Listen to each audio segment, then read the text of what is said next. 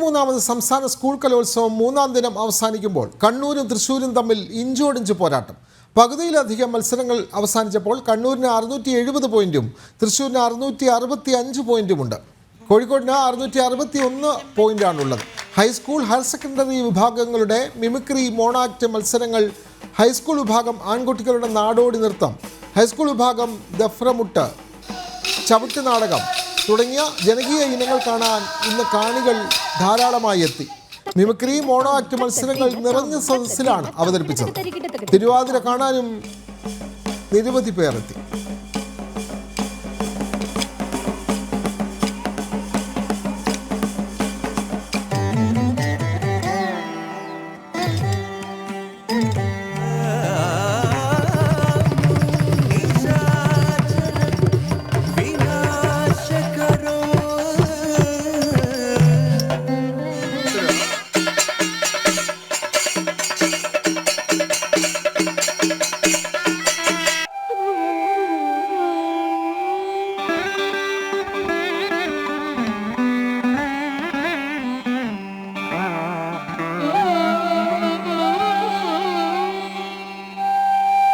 जानुभ्यां पाणिपद्माभ्यां